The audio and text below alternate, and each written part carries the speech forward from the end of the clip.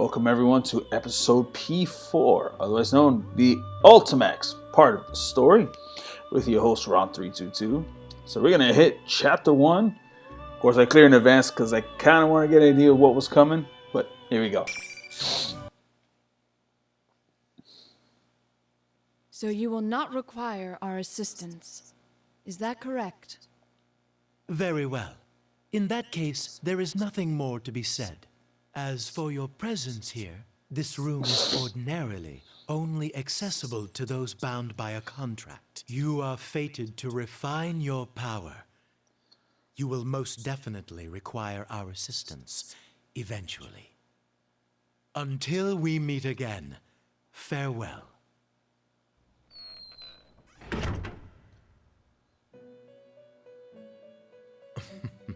Most intriguing. Yeah, here we are. Are you certain about this? Our domain is indivisible from the destiny of our guests. Nothing meaningless happens in this room, which can only mean that the fate of our visitor just now will be... Margaret? Pardon. I spoke out of turn. We are only allowed to watch over and assist those guests who are bound by the terms of the contract. Indeed. So, the young man Yu Narukami is tied to our recent guest's fate. I wonder what fate, or rather, encounter will await him. Yu Narukami. Now that's a guest who never ceases to amaze.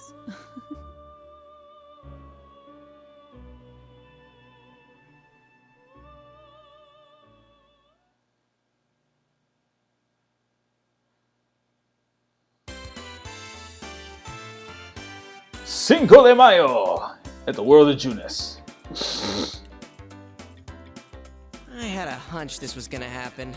Well, your hunch isn't getting us anywhere. What are we supposed to do? There's not a single open seat. That's just how it goes at Junes during Golden Week. And on Children's Day at that. If it wasn't this busy, we'd be out of business by now. Today's Children's Day? Huh?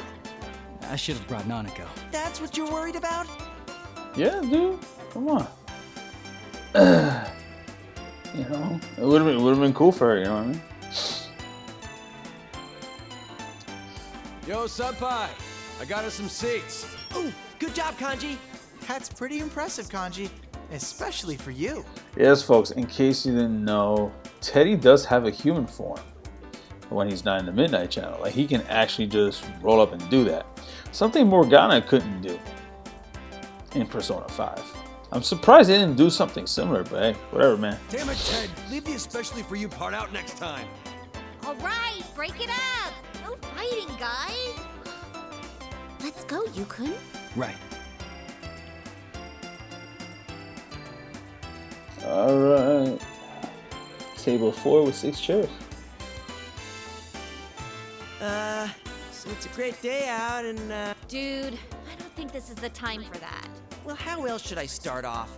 Look at the size of this crowd.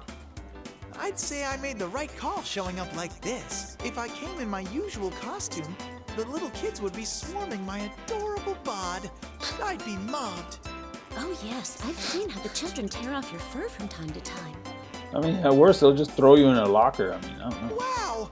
Are you being nice to me, Yuki-chan? Has our love finally blossomed? Huh? Of course it hasn't. Shot down as always. It's because you never learn. Yep. Well, let's get down to business. We didn't get to talk much yesterday, after all.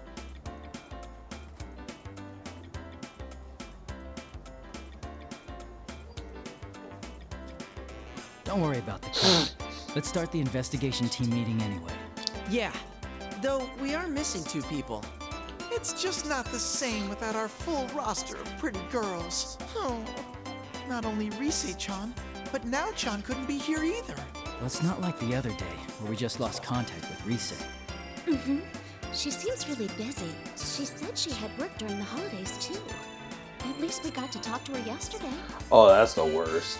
Like, everyone's trying to hang out and then you're stuck working because it's the holidays. I mean, I get it. You're trying to make that extra cha-ching, you know. But still, yeah, it's rough. Yeah, Nato-kun's job is keeping her busy too. I guess it's the same old for them. Naoto-kun knew things about what happened that not even we did. Apparently, she knew about Mitsuru-san and her friends from the start. Thanks to her, though, we got some good information. Well then, let's get everyone up to speed on what happened using that info. Yep. Yeah, they had a lot going on. They're still trying to figure stuff What out. was it that started it all? Midnight Channel again, I guess. I thought I was dreaming for a good chunk of it, so it's not really hitting me. Yeah. Yep.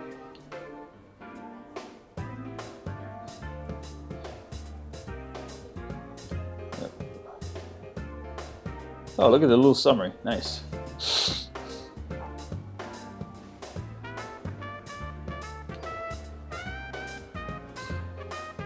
So if you need a good rundown, this is doing it for you.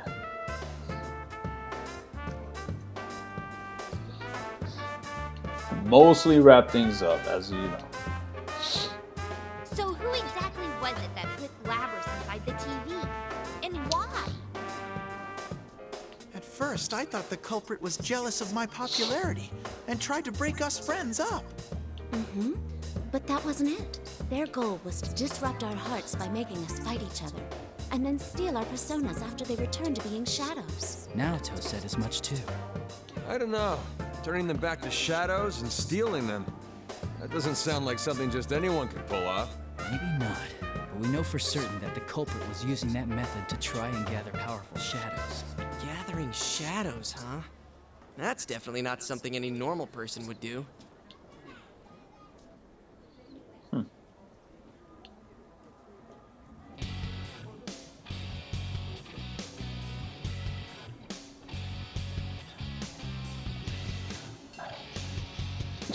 A P1 Grand Prix. Just to sum up, in case y'all don't know, this is kind of like a reference to the New Japan Pro Wrestling stuff, where they have the Grand Prix and they have the G1.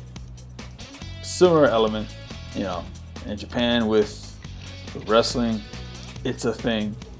And for those of you that haven't really noticed, the way, before we go into this, the way in the picture, for example, I'll show you real quick.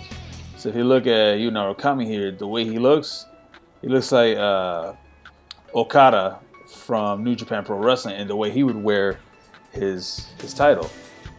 And you know, of course, they call him the Rain Man because you know he makes it rain whenever you know he does his finishing clothesline, and he has a killer tombstone. Although Taker still has the better one. But anyway.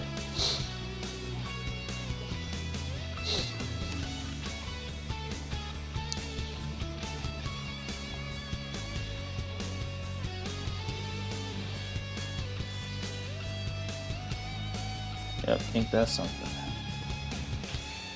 And then, for those that don't remember, or those just tuning in, of course, the shadow persona that you see there for Labrys, before she embraced her shadow and finally got her real persona out, that is Asterius, a Minotaur-like, about to say Minotaur-like Pokemon. But if you Google it, it has to do with Greek mythology, which is kind of a leftover of the thematics that were going on in Persona 3, where everyone that had a persona was based on Greek mythology in some way, shape, or form. Whereas in Persona 4, a lot of the guys, their personas are based off of Japanese lore. We're moving on.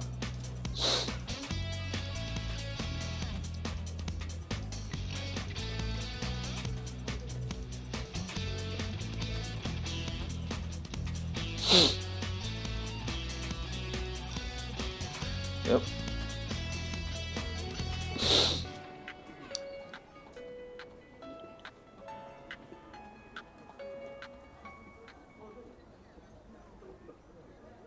That reminds me. How are things inside the TV? I don't know, man. You gotta check that out.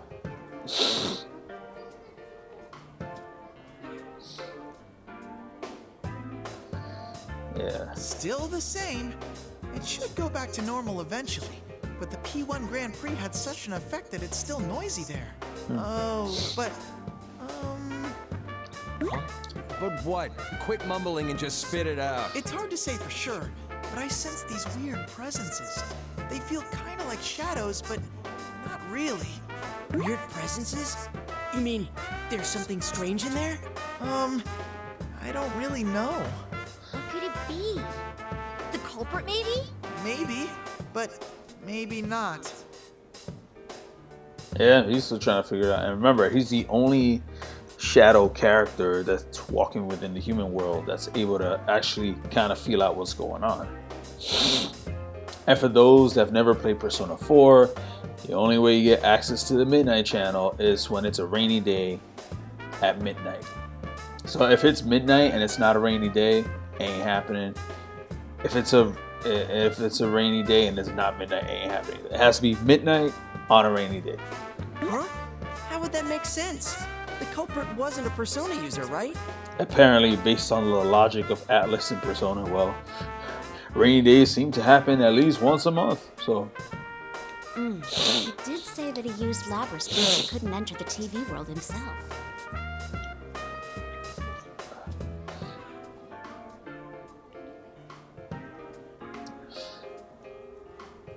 So, wouldn't that mean this weird thing Ted's talking about can't be our bad guy?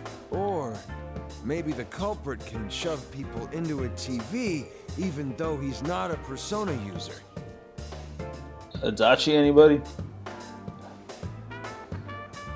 There's one more thing that bothers me. What is it? It's something Naota said.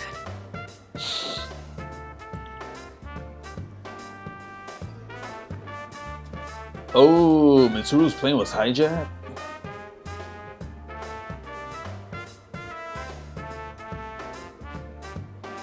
Huh.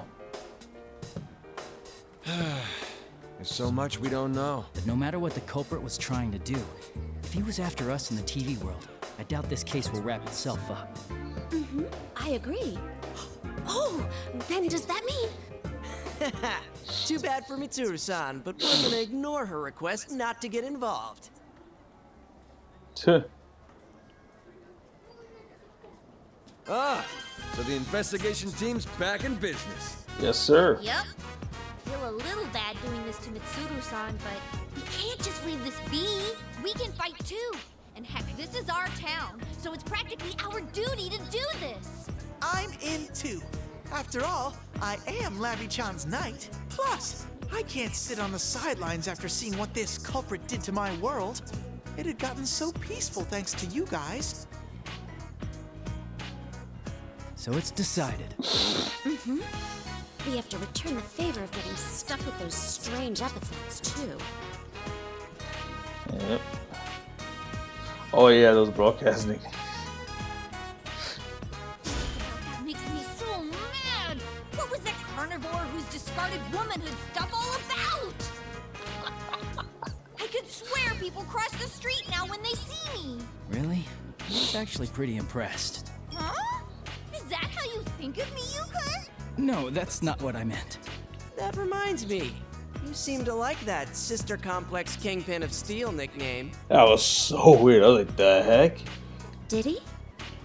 Sensei, have you awakened to a new name?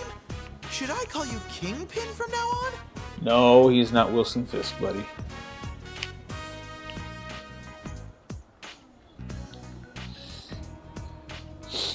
This sure has turned out to be some Golden Week. And after you took the time to come see us, too. Yep, ain't that son? Ain't that son? Yeah, the cool thing about these spiral gauges, the fact that I could put them either way. Make them kind of look like loop earrings or have it spiraled out, either or. No kidding. Shit got stirred up the day you came back. Like someone planned it that way.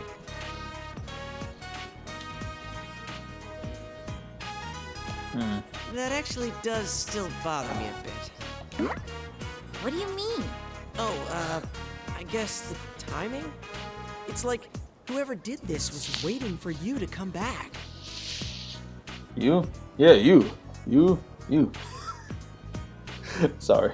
Silly Rush Hour 3 reference. Well, I guess there's no need to think about that now. Oh yeah, where's Marie-chan? She's elusive as always. It looked like she was buying something at Sozai Daikaku the other day. What? Nobody told Emi-chan that Sensei was visiting? Well, it is Marie-chan we're talking about. I'm sure she's noticed that Yukun's back.